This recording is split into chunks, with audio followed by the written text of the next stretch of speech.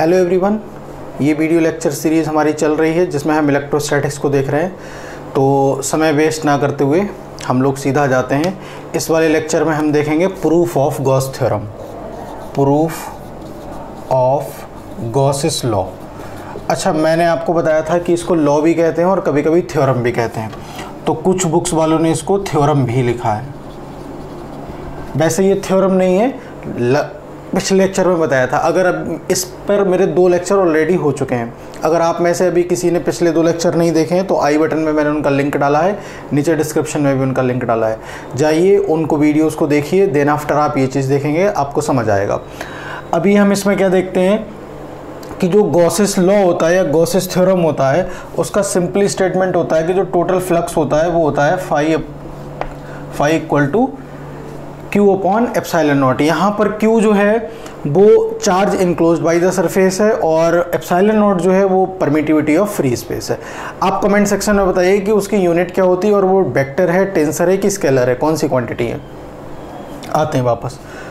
मान लेते हैं ये एक स्फीयर है, इसकी रेडियस r है, सेंटर O है और सेंटर O पर प्लस Q चार्ज है। ठीक है, इसके ऊपर स्फीयर है ना कि सर्कल, क्योंकि गॉसिस लॉ क्लोज सरफेस के लिए ही वैलिड है, इसलिए एक ये स्फीयर है। ठीक है, इसके ऊपर हमने एक स्मॉल सेगमेंट ले लिया है जिसका एरिया DA है और इस पर जो एरिया वेक्टर है उसकी डायरेक्शन ये है कि DA एरिया वेक्टर। पिछले लेक्चर में मैंने एरिया वेक्टर के बारे में भी समझाया है। यहाँ से इसकी डिस्टेंस डेफिनेटली R होने वाली है, रेडियस के बराबर। इसका अगर कोई पॉइंट P है, इस पॉइंट P पर इलेक्ट्रिक फील्ड की डायरेक्शन ये होगी वेक्टर E। अगर आपको यहाँ पर इलेक्ट्रिक फील्ड की डायरेक्शन पता करना है, सिंपली जाइए टेस्ट चार्ज को पुट कीजिए, ये प्लस चार्ज उस पर रिपल्सन करेगा, देन इलेक्ट्रिक फील्ड की डायरेक्शन ये रहेगी। अब आपको यहाँ से सिंपली दिखता है कि E और वेक्टर DA के बीच का एंगल 0 है, तब हम यहाँ से फ्लक्स निकालना शुरू करेंगे। एक बार और फ्लक्स की डेफिनेशन देख लेते हैं। फ्लक्स की एक डेफिनेशन होती है E DA cos थीटा, ये डेफिनेशन होती है। फिर से मान लेते हैं एक स्फीयर है जिसकी रेडियस r है, उसके सेंटर O पर एक चार्ज रखा हुआ है प्लस Q। उसी स्फीयर के ऊपर उसकी सरफेस पर हमने एक एरिया वेक्टर ले रखा है, स्मॉल सेगमेंट ले रखा है जिसका इतने से का मैग्नीट्यूड क्या है, DA है। उस पर एरिया वेक्टर इस तरफ है और इलेक्ट्रिक फील्ड की डायरेक्शन भी वहीं पर है। तब हम कहेंगे small flux, small electric flux from elementary area. तो फ्लक्स का यही फॉर्मूला होता है, सिंपली इसको ही लिखने वाले हैं d phi E equal to E DA cos 0। दोनों के बीच में सेम डायरेक्शन में। cos 0 की वैल्यू कितनी होती है? cos 0 की वैल्यू 1 होती है। तब यहाँ से हमारे पास ये आ जाएगा E DA मल्टीप्लाई 1।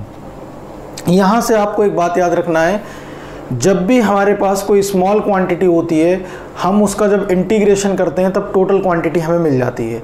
अभी हमारे पास सिर्फ इतना सा फ्लक्स है जो कि इस एरिया से निकलेगा। हमको चाहिए इस पूरी सरफेस से कौन सा कितना फ्लक्स निकलेगा, उसको निकालने के लिए हमें इसका इंटीग्रेट करना पड़ेगा। तब हम यहाँ से निकालेंगे net flux from whole sphere. Whole sphere से इलेक्ट्रिक फ्लक्स निकालेंगे तो phi E equal to integration, इसका मतलब है क्लोज सरफेस का इंटीग्रेशन, d फाई E। अब यहाँ पर क्या करना है आप लोगों को, इसकी वैल्यू पुट करना है E DA। मैंने आप लोगों को लास्ट लेक्चर में बताया था, फिर से बता देता हूँ। इंटीग्रेशन उसका होता है जिसके साथ D लगा होता है। E बाहर आ जाएगा, DA इतना एरिया है, इंटीग्रेट करोगे तो पूरा एरिया आ जाएगा। तो हम सबको मालूम है कि सरफेस एरिया जो होता है किसी भी स्फीयर का वो होता है 4 पाई r स्क्वायर। तो जो टोटल एरिया होगा वो 4 पाई r स्क्वायर हो जाएगा। फ्रॉम गॉसिस लॉ क्या कहता है, किसी भी सरफेस के अंदर अगर Q चार्ज है तब उससे नेट फ्लक्स इतना होगा। तो हम यहाँ से Q फाई E की वैल्यू कितनी लिख सकते हैं, Q अपॉन हम लोग गॉसेस लॉ को ही प्रूफ कर रहे हैं, तो यहाँ पर गॉसेस लॉ के बारे में नहीं लिखेंगे, यहाँ पर हम कूलाम्स लॉ की हेल्प लेंगे। ठीक है, तो हम जानते हैं we know that E equal to होता है 1/4 pi epsilon not Q/r²। Electrostatics के पहले लेक्चर में कूलाम्स लॉ में मैंने आपको ये पढ़ाया था, जिसको भी अगर ना समझ आया हो तो मैंने इसकी एक प्लेलिस्ट अलग से बना रखी है इलेक्ट्रोस्टैटिक्स की, जाकर आप उस पर देख सकते हैं। ये होता है, यहाँ से हम अगर वैल्यू पुट करते हैं तो क्या मिलेगा हमको 1/4 pi epsilon not Q/r² multiply 4 pi r², r² से r², 4 पाई से 4 पाई, तो फाई E इक्वल टू कितना आएगा Q/एप्सिलॉन nought. This is the simplest method to solve to proof Gauss's law. Gauss law को इस तरीके से आप देख सकते हैं, सारी चीज़ें प्रूफ हो चुकी हैं। ठीक है, इसके बाद में हम लोग इस चैप्टर में बहुत सारी चीज़ें कर चुके हैं। मैंने शीट के लिए इलेक्ट्रिक फील्ड का डेरिवेशन करा दिया है, लीनियर चार्ज डिस्ट्रीब्यूशन के लिए करा दिया है, सरफेस चार्ज डिस्ट्रीब्यूशन के लिए करा दिया है, बस एक बचा है वॉल्यूम चार्ज डिस्ट्रीब्यूशन वाला, तो आज मैं उसको भी यहाँ पर करा देता हूँ आप लोगों के लिए। यहाँ पर मैं इतनी टाइम पे लिखा देता हूँ, हेडिंग वही है, electric field due to volume charge distribution. Last lecture देखिए, वहाँ पर मैंने सारी चीज़ें बताई हैं, आपको ये भी बताया कि गॉसेस लॉ की आवश्यकता क्यों है। गॉसेस लॉ की आवश्यकता इसलिए है क्योंकि कूलाम्स लॉ सिर्फ पॉइंट चार्ज के लिए इलेक्ट्रिक फील्ड निकालता है, जबकि Gauss's law linear charge distribution, surface charge distribution और वॉल्यूम चार्ज डिस्ट्रीब्यूशन के लिए बताता है। अच्छा, जो वॉल्यूम चार्ज है वो सिर्फ और सिर्फ इंसुलेटर के लिए होता है, कंडक्टर के लिए नहीं होता है। मान लीजिए ये एक स्फीयर है जो कि इंसुलेटर मटेरियल का बना हुआ है। जब आप इसको पॉजिटिव चार्ज देते हैं, प्लस Q चार्ज देते हैं, सारा का सारा चार्ज इसके वॉल्यूम में आ जाता है इस तरीके से, जिसके वजह से इस पर वॉल्यूम चार्ज की डेंसिटी जो है वो रो हो जाती है। इसकी जो रेडियस है वो स्मॉल r है और सेंटर O है। मान लेते हैं कि एक स्फीयर है जिसकी रेडियस स्मॉल r है और सेंटर O है। जब इसको पॉजिटिव चार्ज दिया जाता है तो इसमें चार्ज की वॉल्यूम चार्ज डेंसिटी कितनी है, रो है।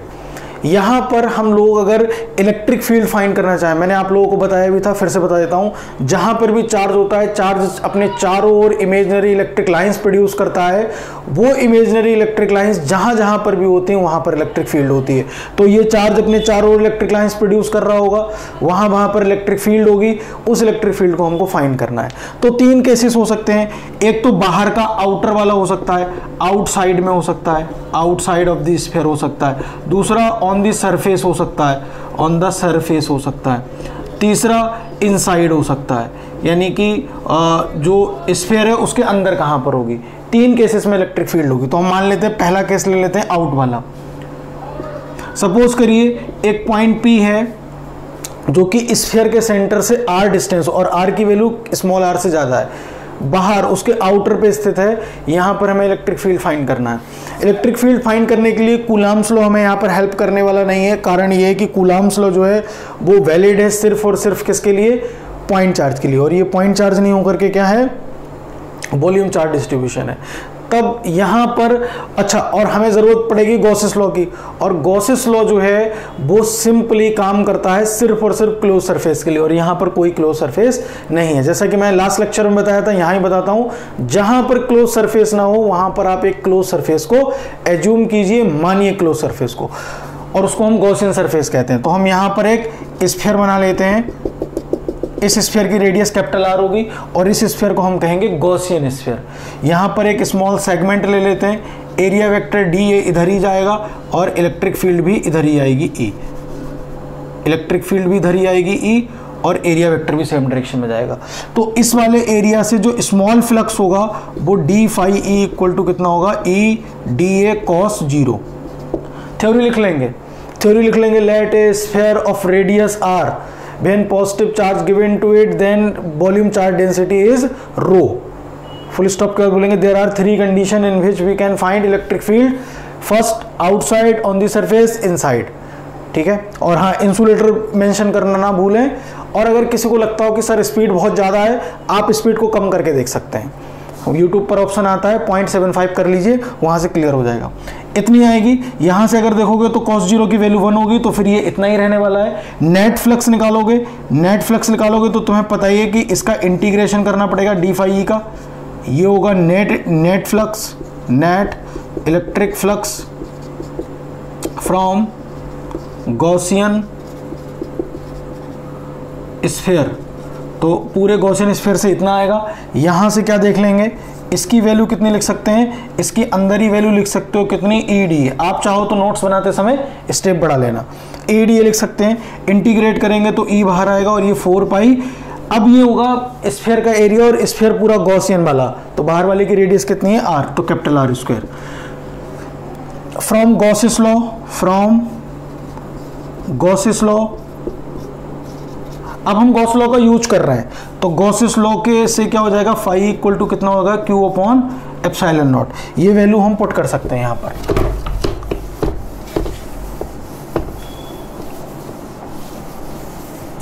इस वैल्यू को जो है वो हम यहाँ पुट करेंगे, यहाँ पर लाके पुट करेंगे तो कितना हो जाएगा, Q upon epsilon naught equal to E into 4 pi R square. E की वैल्यू कितनी हो गई, 1 upon 4 pi epsilon naught Q upon R square, इतनी वैल्यू हो गई। अच्छा, volume charge density this Q upon V होगा, Q इक्वल टू कितना हो जाएगा, रो इंटू V।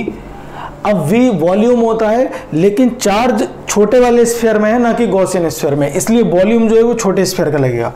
हमारे पास जो वॉल्यूम है छोटे वाले स्फीयर का, वॉल्यूम का फॉर्मूला होता है स्फीयर का 4/3 पाई RQ। ये वैल्यू पुट करेंगे यहाँ, तो हमारे पास Q की वैल्यू क्या मिलने वाली है, 1/4 pi epsilon naught rho into 4 pi RQ upon R, अच्छा अपॉन में 3 भी है, R स्क्वायर। 4 पाई से 4 पाई कैंसिल होगा, E इक्वल टू मिलेगा रो RQ अपॉन 3R स्क्वायर। ये मिलने वाली वैल्यू न्यूटन पर कूलाम में। देख लीजिए आप, जहाँ भी समझना है कमेंट करिए, व्हाट्सएप ग्रुप में जुड़ जाइए, टेलीग्राम में ग्रुप में जुड़ जाइए, जहाँ पर भी कोई दिक्कत आती पूछिए। ये कौन सा केस है, जबकि R की वैल्यू स्मॉल r से ज़्यादा है, दैट इज आउटर वाला। Number 2, on the surface, on the surface, तो सरफेस पर देखेंगे, इसको इक्वेशन 1 ले लो। सरफेस का मतलब है कि ये वाला जो पॉइंट P है, आप इस पॉइंट P को पीछे लेकर आए यहाँ तक, तो सरफेस पर आ जाएगा। जब आप इस पॉइंट P को पीछे लेकर आते होंगे तो कैपिटल R की वैल्यू घटती होगी, डिक्रीज होती होगी, और ये कैपिटल R की वैल्यू स्मॉल r के इक्वल हो जाएगी, तो ऑन द सरफेस हो जाएगा। तो यहीं पर बस सिंपली पुट कर देंगे। फॉर फाइंडिंग लिख लेंगे, थ्योरी अगर आप लिखना चाहते हैं तो लिखें, for finding electric field on the surface of the earth putting capital R equal to small r in equation 1। यानी कि जैसे ही आप इस पॉइंट को पीछे लेकर आओगे तो कैपिटल R की वैल्यू डिक्रीज होकर स्मॉल r के इक्वल हो जाएगी।